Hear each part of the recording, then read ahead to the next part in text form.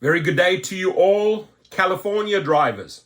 Let's talk about rideshare and electric vehicles, EVs, right? So they are doing this market research in California. I wish they would offer this same type of proposal or offer to other states. Obviously, headquarters are in San Francisco. They want to do this close. They work with local market research companies. If you have ever joined such a market research group, good money to be made. You give your honest feedback about a product or a service. They ask the questions. Obviously, this company here, EV Noir, and the research company, let me just find out quickly what the research company is called. It's called rideresearch.com. They're offering $100. So I'm going to go through this email right now and give you the email below where you can make yourself $100. They want to hear from you. EV Noir and Uber are seeking California drivers to participate in a focus group about ride sharing and your understanding of electric vehicles, right? So here they say, if you're selected, you can attend the 1-hour session in person or virtually. No electric vehicle experience is required, right? So you don't have to come in with any EV experience. You don't have to come in with if you own a Tesla, it's fine. No knowledge about EVs, probably better for them. They want to find out why drivers are not transitioning to electric vehicles. My opinion, and I've been following this for a long time, they're having major difficulties getting drivers into EVs. I haven't seen the survey. I haven't seen the questions. I have made a lot of money in the past on market research. I usually join groups where I'd make, maybe $300 for 2 hours. I participated in many very selective market research groups in LA and made good money back in, I would say, 2000 and 2005. Now, for 1 hour, $100, look at what they're paying you. 1 hour, $100, and you can do this from home, right? That is what you are worth, ladies and gentlemen. That is what you are worth. You're not worth $2 a trip or $3 a trip. This is what you are worth. Now, Uber obviously is paying the market research company a lot of money, right? If the market research company is paying you $100 check, it's usually a check after 1 hour through a virtual Zoom, right? I'll guarantee you that Uber is paying the research company 3 times that amount. So let's say they get a 1,000 drivers that go through this program. Uber would easily be paying them about $300 per person, $300,000 for that market research. Those 1,000 drivers will give them accurate or fairly accurate EV statistics about Uber EV, why drivers maybe are not participating in the EV programs. My theory, before we jump in further into this, is pretty easy. They're not paying you, right?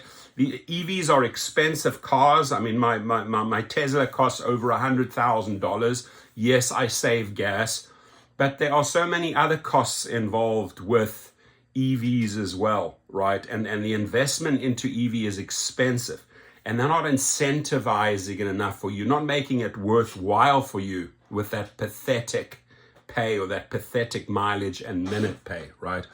And on that note, ladies and gentlemen, I want to reveal something here at the 4-minute mark. If people are watching it up to this point, some people may have even dropped out. I'm not interested in this. This doesn't concern me. This is not California. But Californians, if I still have your attention, July 4th. What is that? That's, 4th of July, Independence Day, right? July 3, 4, and 5, we are boycotting globally. We are boycotting specific brands. We are switching off rider apps. We are switching off driver apps until our basic demands are heard and addressed. And those are the poor, pathetic pay and the pathetic safety offered by these companies, right? So just letting a little bit of information slip here. You'll see in the next few days, we will be aggressively marketing the global boycott, not just here nationally, but also internationally. And 3, 4, 5 July, the campaign, you hear it for the first time right here. It's called the I Am Worth It campaign. I am worth it. I'm worth the money. I'm worth being kept safe. So I think it's a powerful message on Independence Day. I am worth it. And I will ask all the drivers, I sometimes refer to them as the soldiers. I got a call from the FBI yesterday. They did not like the fact that I call the drivers soldiers. No, we're not an army. We're not uniting. We're not going to war. We just go out and battle every day, right? We battle it out with crazy drivers, carjackers, pedophiles, murderers, stabbers, and they got to see the humor in that, right? So I'm you know, they poked the bear. They poked the bear, ladies and gentlemen, yesterday, right? I don't know how a company can make a call to the FBI and say, hey, get on this, dude, get on this channel, right? We're having fun here.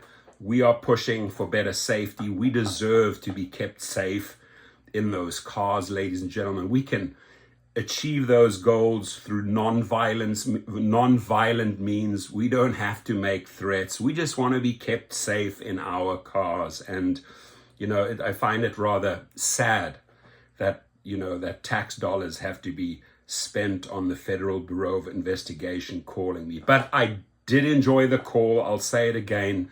I do respect the gentleman. He's smart as a whip, asked good questions, and I answered them truthfully, right? We're out here, you know, some call it a strike, some call it a protest.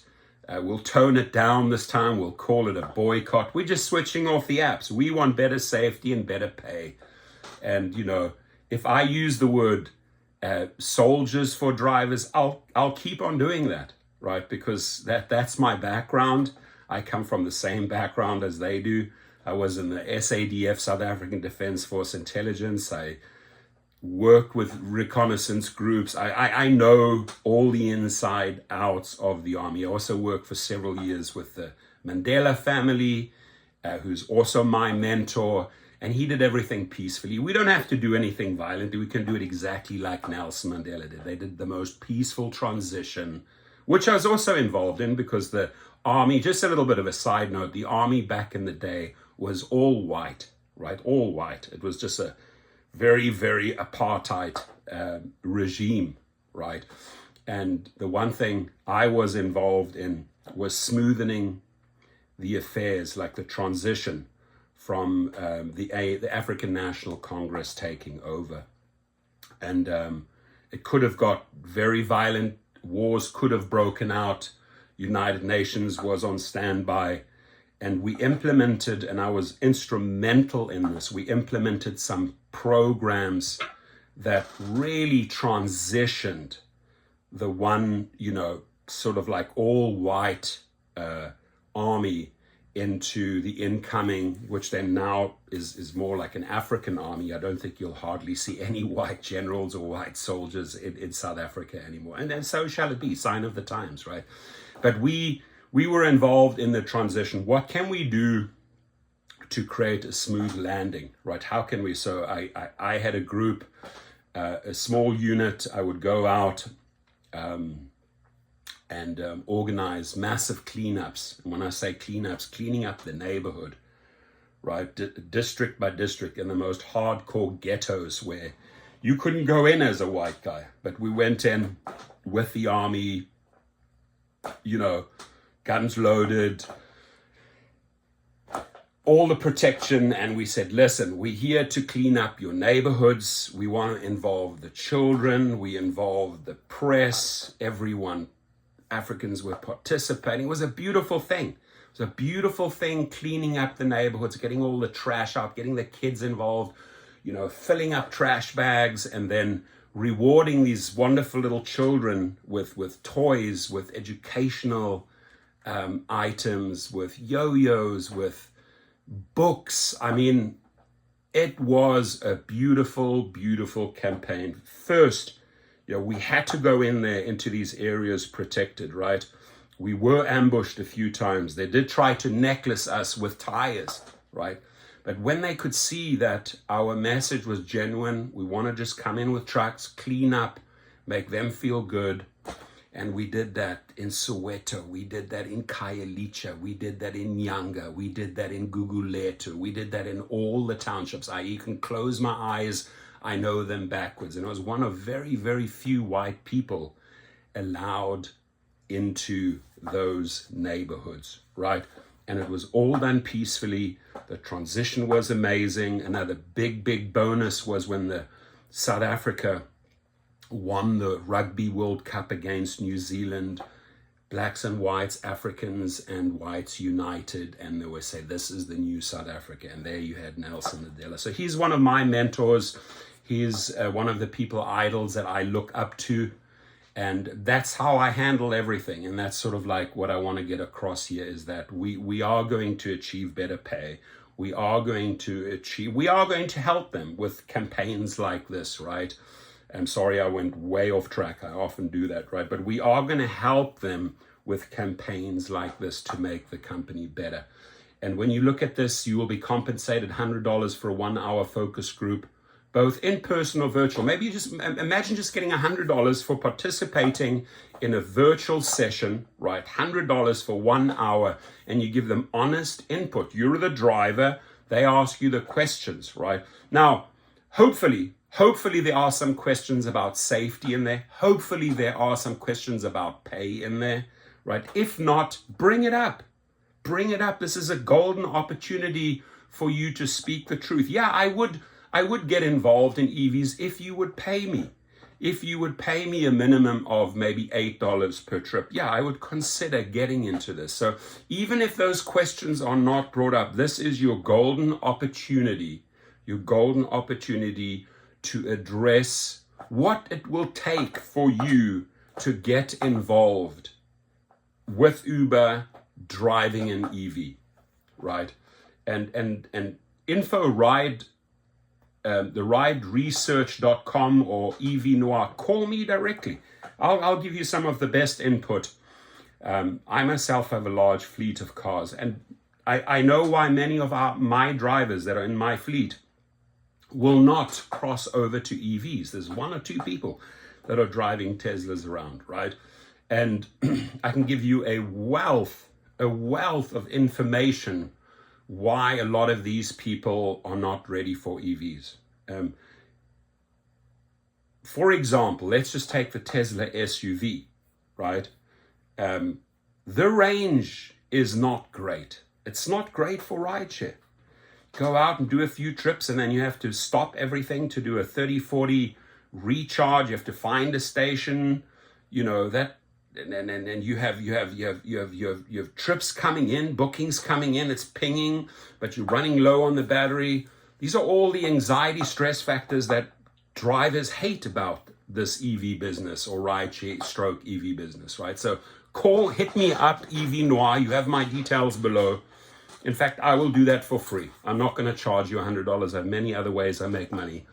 I will gladly participate in this ride research and give Uber some valuable input, right?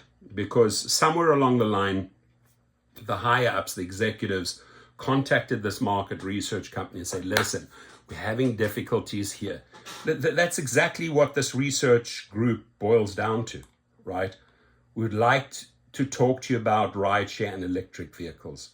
You must be an active rideshare driver, so you've got to be on the platform. You have to be at least 21 years old. You have to be a resident in California. I highly encourage them to do the same thing in Nevada, Texas, Florida. Don't always leave.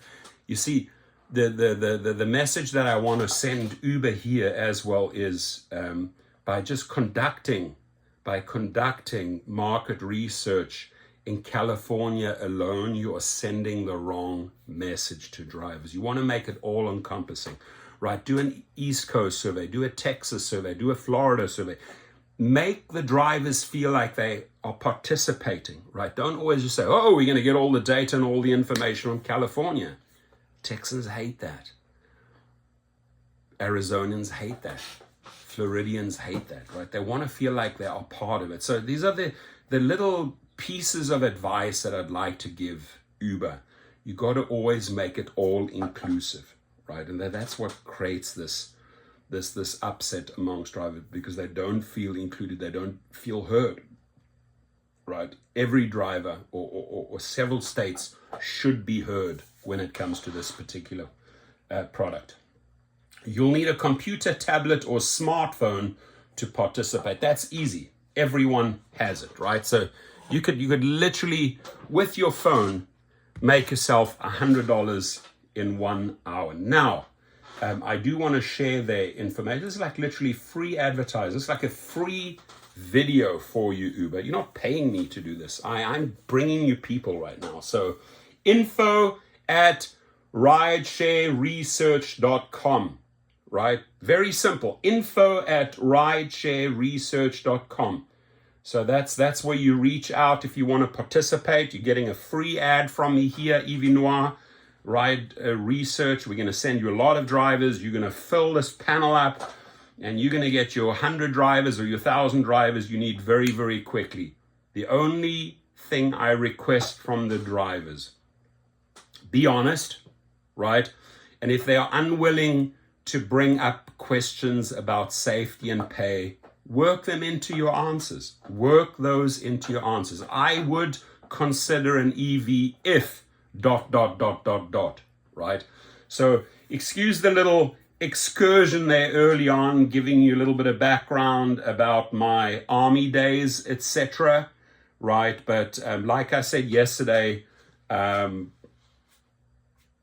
call, I don't think it was necessary, right? If, we've been here for years and years and years and years in this channel, never ever has anything happened, never ever will anything happen. And I just find it amazing that it must be working, whatever I'm doing, because if it got Uber's, if I'm upsetting Uber with strikes, boycotts, protests, this channel speaking out, calling out for whistleblowers, obviously they are pissed off. And, I'm pretty sure they have some contacts at the FBI. In fact, they have several former agents working for them, all right? McGann, one of the whistleblowers, spoke about that very, very openly, right? That they have former FBI agents and former CIA people working at Uber on the payroll. So shall it be. I know every big company does that, right? I've consulted for numerous companies. I've given them intelligence information. I know how to gather intel for a company. So this is nothing new. But I was quite surprised. Got to say that thinking about it yesterday, look, they poked the bear, right? They poked the bear, big time. I know now that I'm under their skin, and we are going to continue to peacefully bring boycotts, whatever we want to call it. We're going to peacefully keep on pushing for better pay, for better safety, for better condition, for better rights. And all I know is that every day that I'm out here doing this, I'm costing them a lot of ka-ching. A lot of the ka-ching, right? Because funneling drivers into companies like Legal Rideshare, if there's accidents, into arbitrations, etc., it costs them a lot of money, and that obviously has upset them, right? That's the underlying, Tony. It's upset them that I'm costing them millions and millions and millions of dollars. And maybe this particular phone call was supposed to scare me or like alert me and scare me away. No, we will still keep on fighting for those core important factors: better pay, better safety, better conditions, better rights, right? And again, we will do that peacefully. Ladies and gentlemen, it was great talking to you. Sorry, this is a 20-minute video. Didn't mean to drag you through these 20 minutes, but sort of a nice little video to get that off your chest, right? So July 3, 4, 5, global boycott will be announced, media will be involved, social media be involved, and we'll ask all of those millions of drivers and food delivery drivers worldwide to spread the news, right? It's apps off. I am worth it. Apps off, right? If you cannot acknowledge that I'm worth the pay, worth the safety, my app is off. And that's riders and drivers. Riders, dear riders, understand they're overcharging you. They are raping you as far as rates go. They've doubled your rates. You should be pissed. You should say, and you know what? Take a stand with us drivers on July 3, 4, 5. Not just here in the United States, but every country. Riders and drivers, switch your apps off for 72 hours, right? I am worth it. You are worth it. I am worth it. We are worth it.